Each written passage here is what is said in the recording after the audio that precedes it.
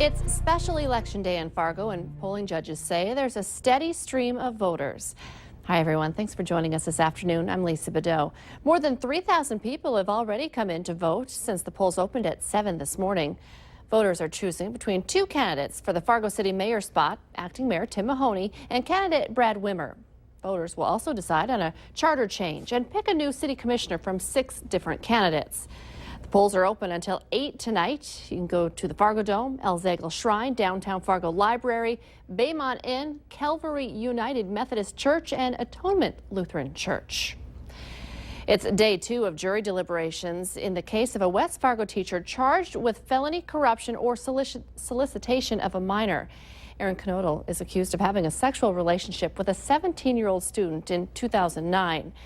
During closing arguments yesterday, the prosecutor told the jury to remember there are hours of phone logs and handwritten notes that experts testified are likely Knodel's. The defense said that the state has no hard evidence that anything sexual ever happened between Knodel and his accuser. If convicted on all charges, he could be sentenced up to 35 years in prison. We do know the jury is working through the lunch hour on deliberations right now. We will be sure to bring you the verdict as soon as it comes in. You can also stay updated all day long on our website, valleynewslive.com. And while you're there, make sure to sign up for our Valley News Live text alerts to stay updated on breaking news and weather alerts wherever you go. Just head to our website, valleynewslive.com, and click the text alert button for all the details. A power outage in downtown Fargo caused a commotion for a little while this morning.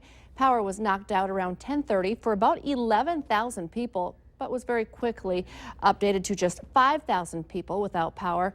Traffic lights in the downtown area were out, along with several homes and businesses. The power was back on within about a half hour.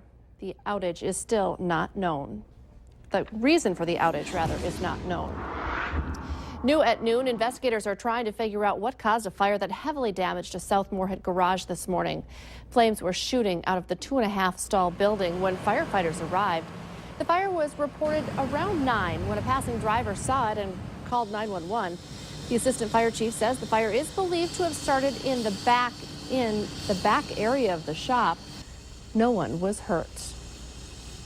We have new information today on a massive fire in Lake Park, Minnesota. The Becker County Sheriff says his deputies are investigating the fire as possible arson. A witness reported seeing people running from the elevator. As many as 60 firefighters from 15 different departments in the area scrambled to help put that fire out. Lake Park firefighters are still there watching for flare-ups. Sheriff says it was a very busy night. 2 other fires were also reported in Becker County last night. Those are also under investigation. We started off our day with rain and fog, but now the skies are looking pretty clear and really a pretty nice afternoon for a stroll. Let's check in with meteorologist Robert Hahn. It's, feeling spring-like, and the rain is greening things up. Yeah, pretty nice out there. We did have just a bit of rain this morning, a lot of fog, especially up in the Northern Valley, some locally dense fog advisory in that area for much of the morning. That has since expired. That fog has burned off for the most part. The rain is well off toward the east. Most areas, just a few hundredths of an inch of rain. Here in Fargo, we got just a little over of a tenth of an inch of rain. Right now, temperatures a mix of some upper 40s into the upper 50s. Plenty of sunshine out there. We're going to see just a few high, thin cirrus clouds streaming through over the next few hours, but for the most part, a lot of sunshine as we head through the day today. And underneath what few clouds we have, no rain. That rain again well off towards the east. With plenty of sunshine today, we're going to warm up into the mid to upper 60s as we head through this afternoon. Tonight, a cool night, getting down to around 40 degrees. Tomorrow, warmer, getting into the mid 70s, even warmer weather as we head through the next 7 days. We've also got some rain chances on there as well. We'll detail all that coming up in just a few minutes. Thank you, Robert. The Supreme Court will hear arguments today in several cases about the right of same-sex couples to marry. It's one that could change the lives of gay couples across the country and may even have an impact on the 2016 presidential race. Justices will weigh questions on whether states have an obligation to perform same-sex marriages and whether states must recognize same-sex marriages performed in other states. The cases before the court come from Kentucky, Michigan, Ohio, and Tennessee, all of which had their marriage bans upheld by a federal appeals court last year. 15 police officers hurt, over 200 arrests made, and almost 150 cars lit on fire, along with several buildings. That's the toll so far from violent protests last night in Baltimore. 500 National Guard members are in the city, with hundreds more on the way. It's an unsettling sight that's being compared to a war zone. The protests began after the funeral of Freddie Gray, the man who died from a spinal injury while in police custody. Maryland's governor declared a state of emergency, and Baltimore's mayor called the protests one of the darkest days as a city. The Baltimore Orioles postponed last night's game and tonight's game due to the protests, and a local mall has been closed for the day because of threats of more violence at that location. A lot of us might take for granted simple things that we do in the kitchen, opening a can of soup and stirring it as it heats on the stove.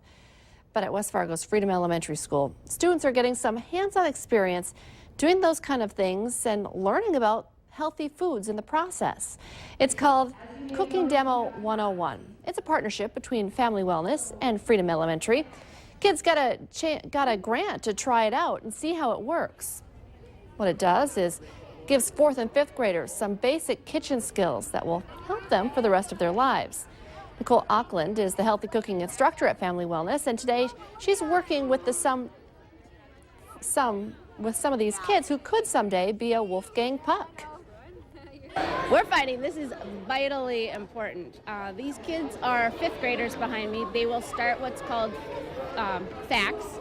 It's similar to home ec next year. And this is a real nice introduction for that. Gives them some real basic skills such as can opening, stirring, obviously frying a little bit. So helps them become a little more independent in the kitchen. Freedom Elementary will continue the program next year, and it's going to be expanded to other West Fargo schools as well.